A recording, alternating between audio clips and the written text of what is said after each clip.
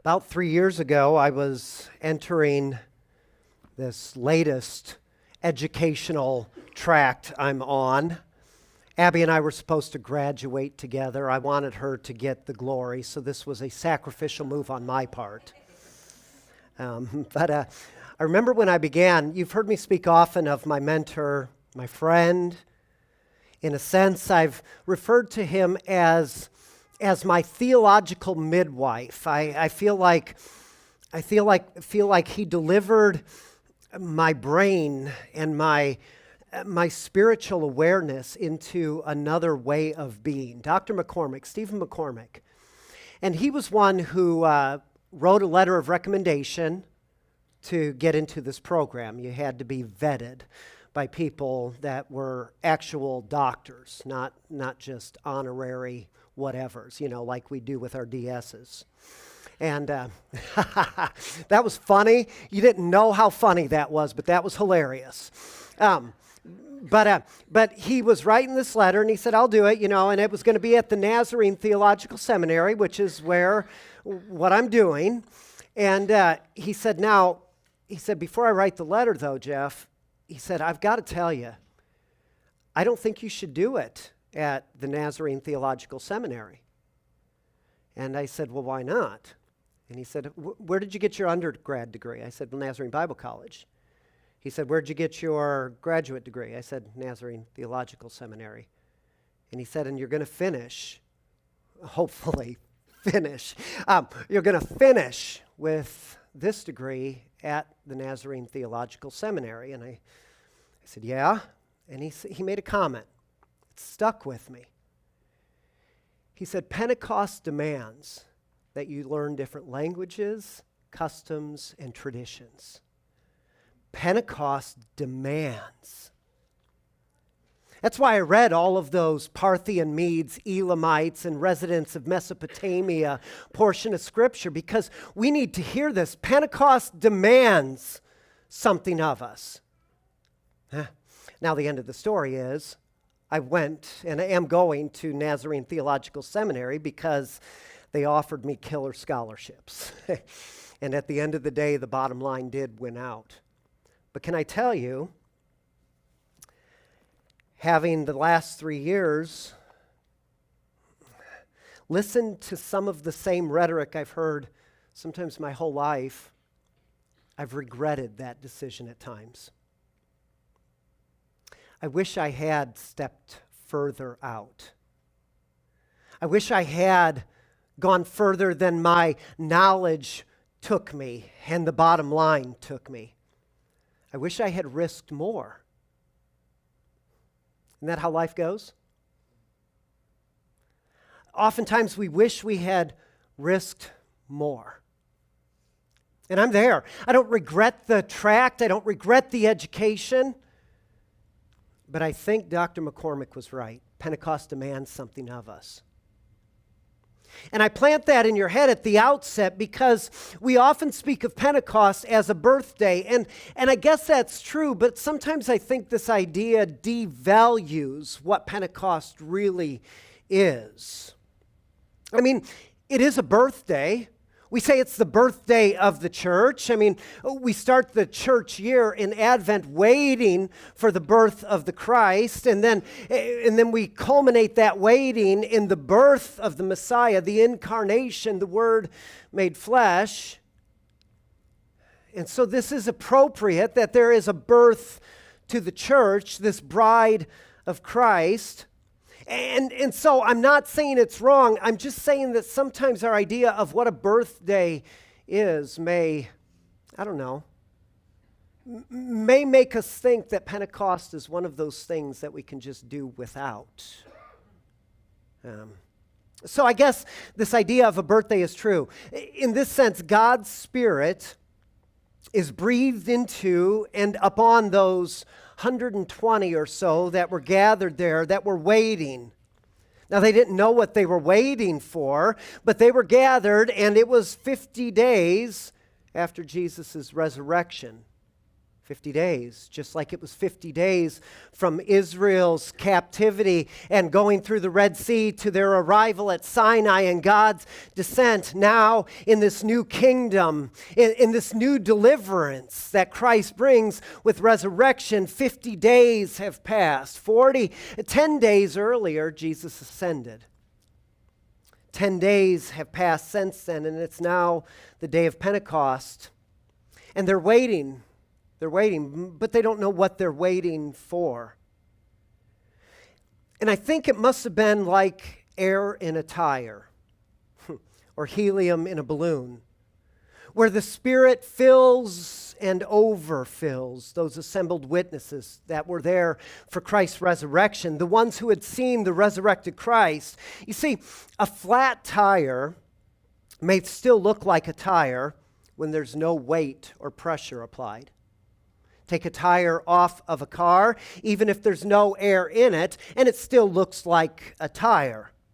It still looks functional. It still looks good. A deflated basketball may look like it should until you try to bounce it against the floor. You see, as soon as pressure is applied, what you're filled with is revealed. And the church sometimes, I think, may look like something, but not be filled with someone. We may look like something. We may look like a good idea. We may look like a good club or a good institution. We may look like a good place to take a nap. A good place to, that was a joke, by the way. You missed it. It's too late now. A good place to feel better about yourself. A good place to feel good about being good. Until the church, and we are confronted with things that threaten our comfortable existence, and all of a sudden, it all falls flat. You see, the Spirit of God comes upon and within the church in a way that makes us become what we truly are. We're not becoming something different. We may be becoming something new, but that's only because sin has deformed our lives. But when you fill a tire with air, you're making the tire become what it truly is, what it's been all along. And this is what the Spirit of God does. This is what Pentecost means. And I suspect that we keep celebrating these birthdays of the church as a way of tricking ourselves into thinking that the life of faith is like some kind of return to those early days, those infantile days when we had the luxury of locking ourselves in the upper room when we got afraid, or even behind our glass doors or under our vaulted ceilings, where we can safely sit and wait for our next birthday. Have we fooled ourselves in thinking that Pentecost is tame? We've missed something. You see, if we celebrate this day as a birthday, then we must acknowledge what birthdays actually celebrate. They do not celebrate what we were on the day that we were born. That's not why we celebrate a birthday. We may tell the stories, but what we're celebrating is that we no longer poop our pants. Am I right? I mean, we don't celebrate a birthday as a way of saying, oh, I wish I was still suckling. My mother is in the room. That would be weird. Right? Why is it that we think Pentecost is about returning to that first day? We're celebrating not what we were. We're celebrating what we've become. We need to remember this because we have been treating ourselves like the truth of faith is a return to that first day when we as the church were small, poopy-panted, suckling, jaundiced preemies who cooed at every gentle, albeit ridiculous sound that adults made when they poked at us. To be sure, we remember those days, or at least we tell the stories. But the point of a birthday is to celebrate the fact that you grew up or are growing up. We look back as a way of trying to grapple with the reality of what we've become, not what we were, what we've become. You see, birthdays insist that we look backwards as a way of looking forward. And that, I think, is why the day of Pentecost came with the sound that it came with the sound of a wind, like breath being breathed into the lungs of creation, and also with fire. Any pyromaniacs in the room? Try keeping everything the same while lighting a fire in the wind. It may be a harder fire to light, but it's an easier fire to keep going, and it's a harder fire to contain. Try keeping a baby from growing up. Try keeping your kids, your grandkids, your great-grandkids from changing, from growing, from becoming more and more and more. And I know how it goes. I hear the angst in your voice. Some of you, even with the pictures of Abby up there, you long for those earlier days because you've forgotten they were horrible. History has changed your memories.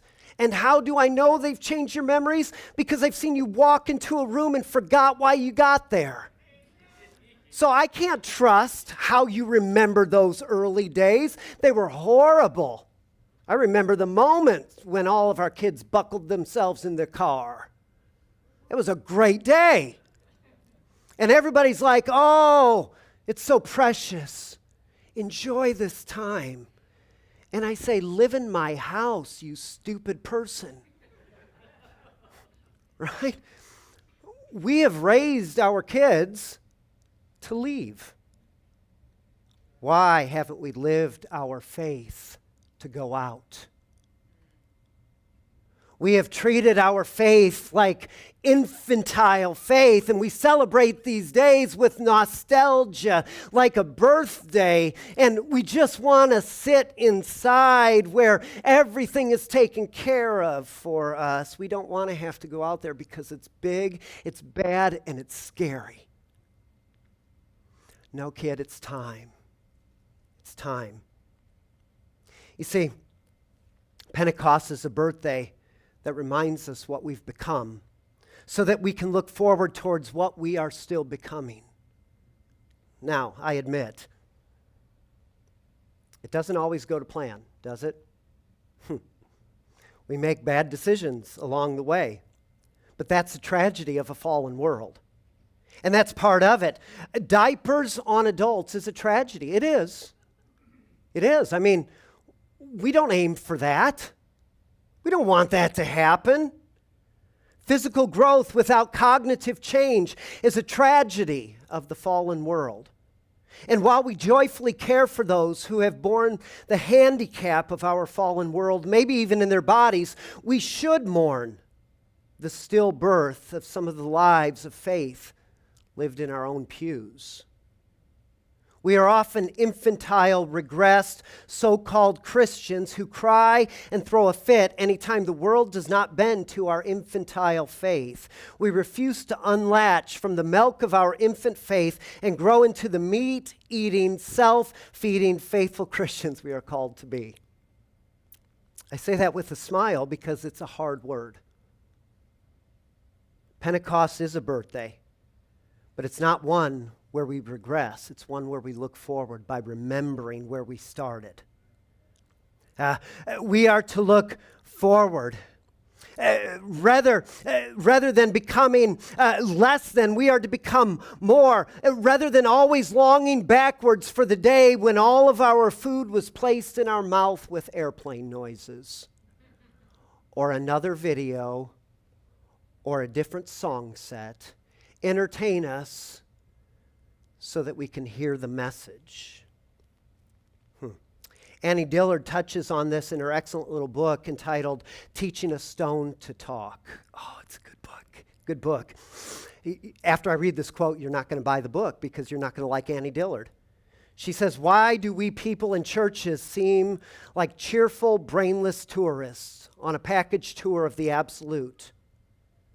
On the whole, I do not find Christians outside of the cemetery sufficiently sensible of conditions. Did you hear that? Let me read it again, because if you weren't offended by that, you will be if you hear it again.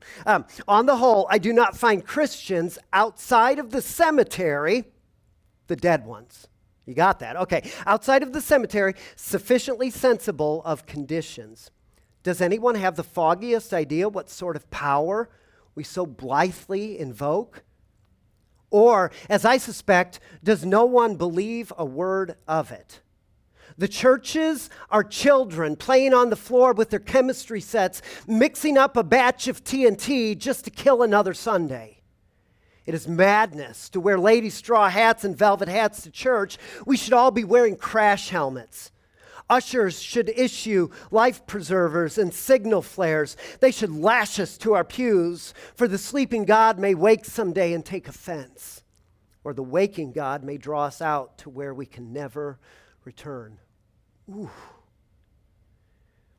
You see, growth is change. Who among us likes change? I used to like change. I do not like change anymore. I tried to find a toothbrush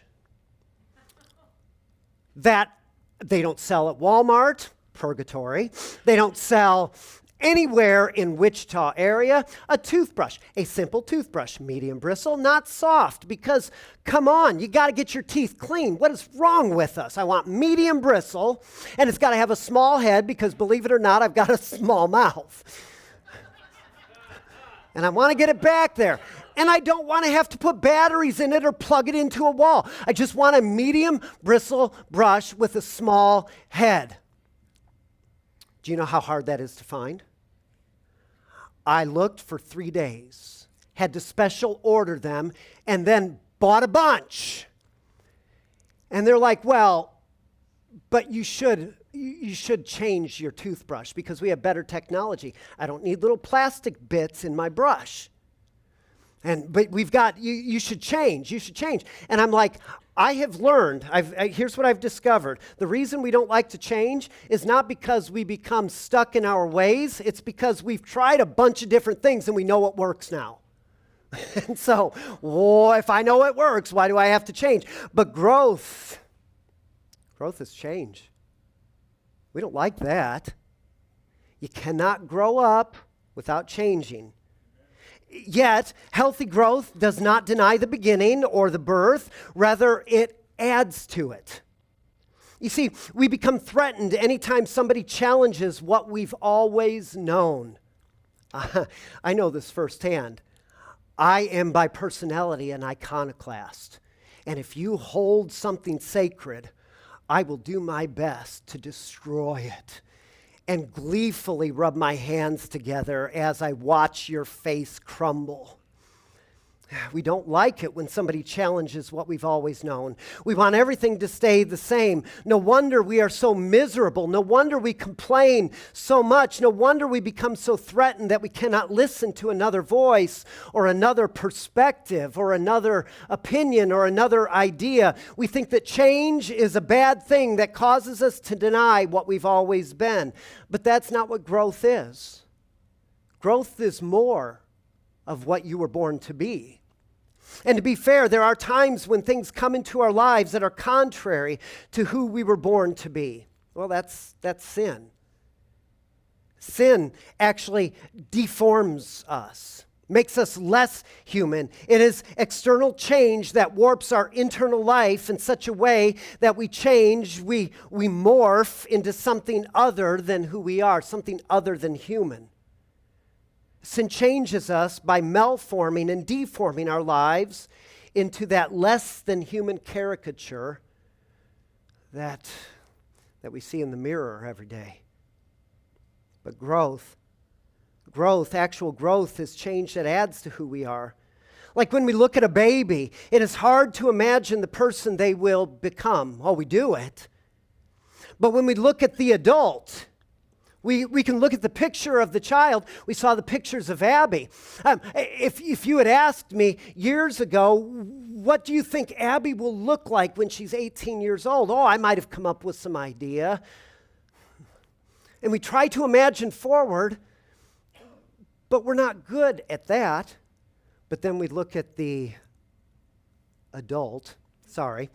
we look at the adult version, and then we look at the pictures and we go, oh yeah, that makes sense. See, that's how we see it. We've become more of what we were. We can't imagine what we will be in the moment of our infantile faith. But as we grow, we can look back and go, yeah, that makes sense because that was there all along. We always see it in reverse. This is why we celebrate Pentecost. Not so that we return, but so that we can see what we've become by looking at where we've been. These are the eyes of faith. Now, it's difficult for us to imagine what the church is becoming. We may look with the eyes of faith, but it's hard to imagine what we'll be like in 10 years, in 100 years, or 1,000 years. And I know some of you are saying, oh, certainly Jesus will not wait that long to return. I mean, they've been saying that for 2,000 years already. Here's what I know. I don't know when Jesus will return. All I do know is that God is not a pedophile, and he will not consummate his marriage with a child bride. Church, we've got to grow up. You see, birthdays are days when we look back and wonder, how did we get here? For good and for ill. How did we get here? We can look back at the 3rd century, where the Emperor Constantine won a decisive battle under the image of a cross and made Christianity a religion of the state, of the empire, rather than the faith of following Christ, who died at the hands of the empire. We became collaborators with the empire. Did you know that's when the cross became a symbol of the church, is when it became a state-born symbol? That's a little disconcerting, isn't it? Consider the atrocities committed in the name of Christ and under the banner of whatever flag was flown over our heads. Popes who were kings, inquisitions, crusades, church leaders who bankrolled the faith of the poor as a way of creating power for themselves. That still happens. Consider the ways that the church ignored the role of women, refusing to give them the places of spiritual authority by abusing a few verses in the Bible. Or the way that we here in America and in the Western European world endorse slavery by quoting from the book of Philemon, abusing the texts. Or the ways in which we collaborated with some of us in your own lifetime with Jim Crow. I want to show you a very disturbing picture taken within the lifetime of many people in this room.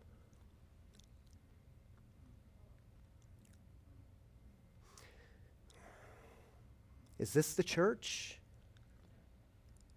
Is this the church? I cannot in these moments help but recall that letter that was sent to Martin Luther King Jr. while he sat in a Birmingham jail. It was a cease and desist letter for his peaceful protests, his walks and his demonstrations. And it was written and signed by local pastors, many of whom were our own spiritual forebears. It's part of our story. Pentecost demands something of us. Pentecost is a threat to us because Pentecost demands that we take ownership of this. If we're going to celebrate the birthday, we've got to celebrate the life. And the life includes these things, and it demands something of us. It demands something new. Fire demands change. And on that day of wind and fire, something was set aflame. And we thought nothing would ever change. But everything did change. And they couldn't help it.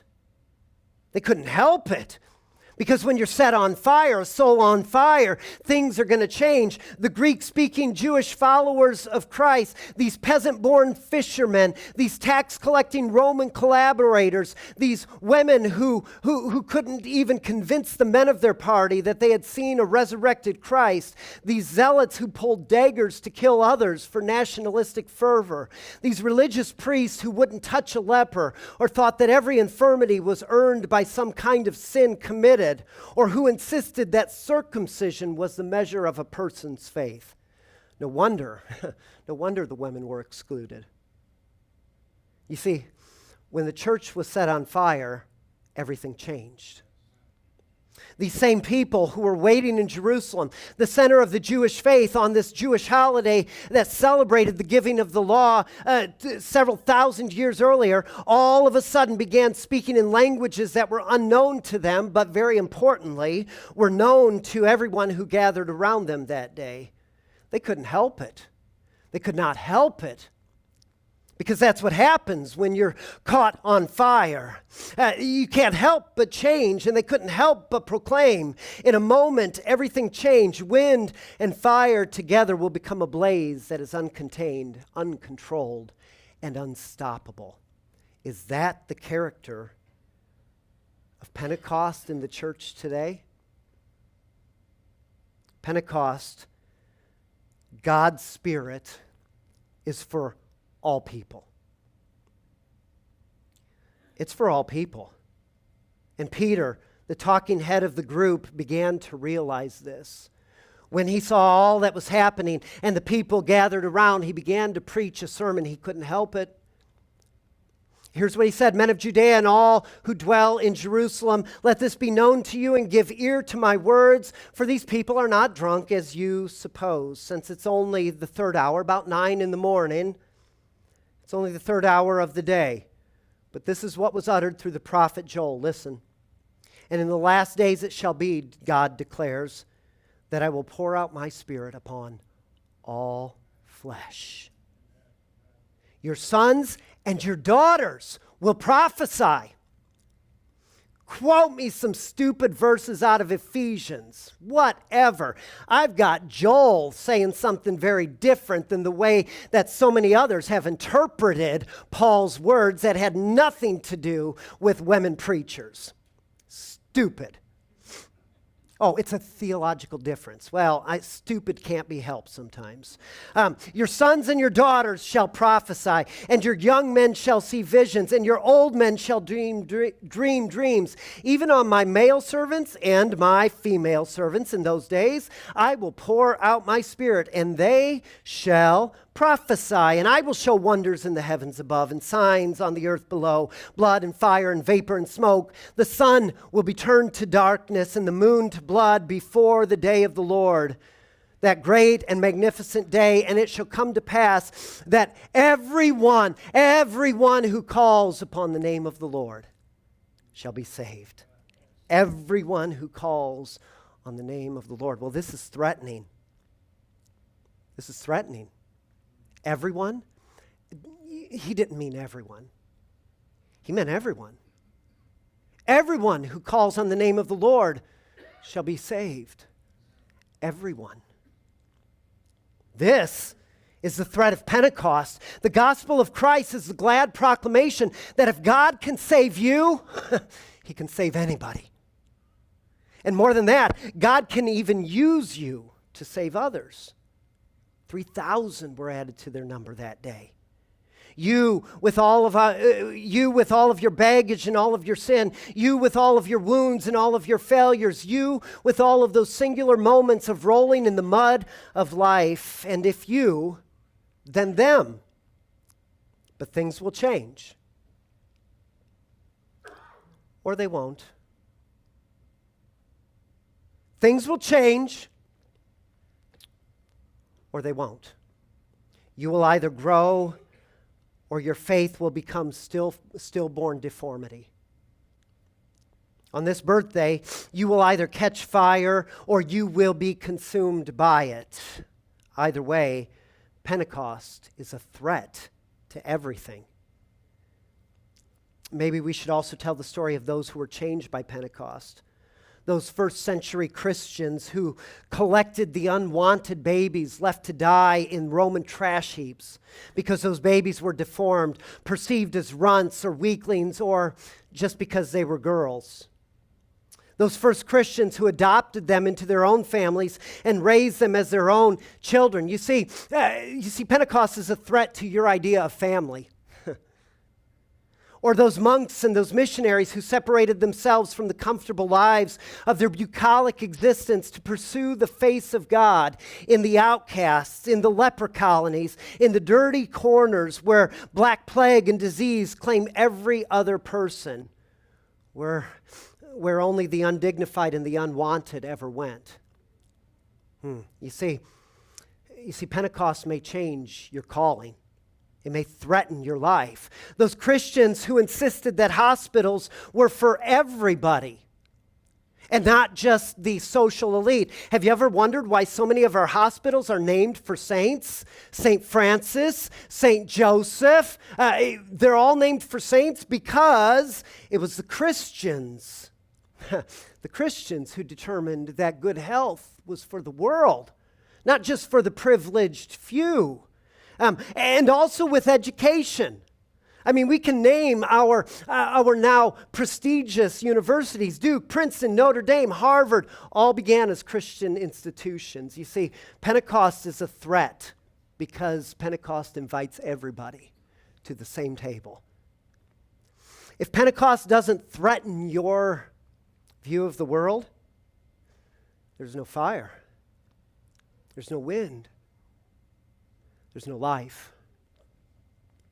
You see, Pentecost is a threat to you because it insists that you will have to change, you will have to grow, you will have to become more like Jesus. And Pentecost is a threat to the world because it insists that God's kingdom is not bound to a singular nation, a certain people group, a particular language, or a socioeconomic or a socio-political movement. You see, Christianity is not white or black.